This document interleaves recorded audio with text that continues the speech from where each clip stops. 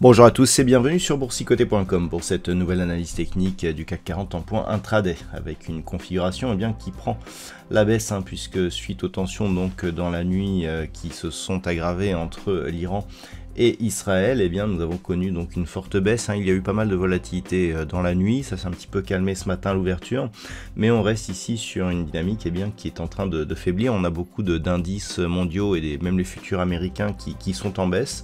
Et donc au moment où je vous parle, le CAC 40 perd 1,1% et donc franchit à la baisse cette zone des 7725 points. Au niveau des indicateurs techniques, c'est pas encore trop grave. On a une petite baisse ici au niveau des histogrammes du MACD, un RSI qui reste dans une zone de neutralité et des volumes qui sont pour l'instant assez supérieurs à la moyenne. On a environ 2 fois plus de volume que sur une séance classique. Donc effectivement, on a une certaine inquiétude au niveau des marchés, on peut le constater notamment sur le pétrole qui monte fortement. L'or aussi reprend un petit mouvement haussier et au niveau du palmarès des valeurs, on voit bien que c'est vraiment ces événements qui drivent un petit peu le marché, puisque les deux seules valeurs qui sont en hausse actuellement sont Total Energy et Engie, donc Total Energy lié au pétrole bien entendu, Engie. Alors Thales vient de repasser dans le rouge, secteur de l'armement.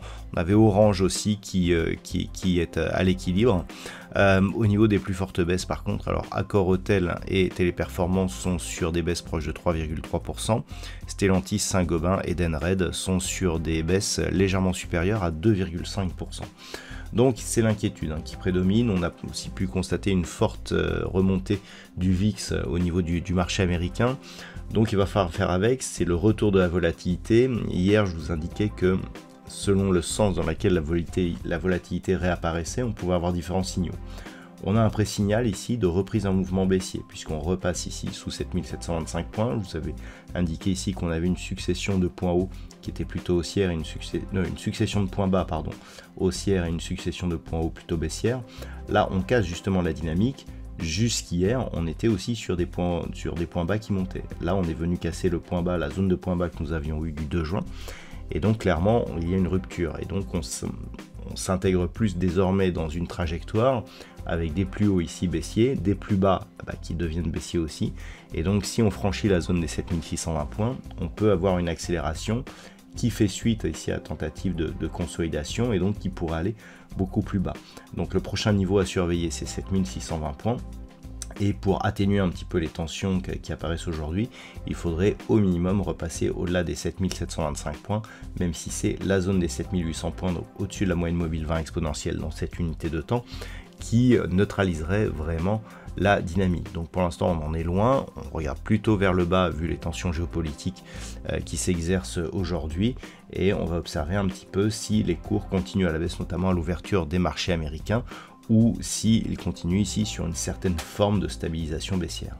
Voilà donc ce que l'on peut dire sur cette analyse technique du CAC 40 pour le moment. Au niveau de la macroéconomie, donc bien entendu, c'est les tensions au Moyen-Orient qui vont driver le marché.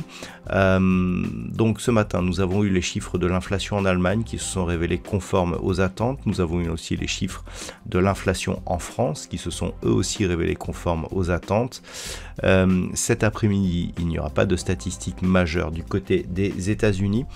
Donc on devrait continuer à observer ce qui se passe au Moyen-Orient pour éventuellement détecter des mouvements directionnels forts qui pourraient émerger donc de ce début de conflit. Voilà ce que l'on peut dire donc pour aujourd'hui.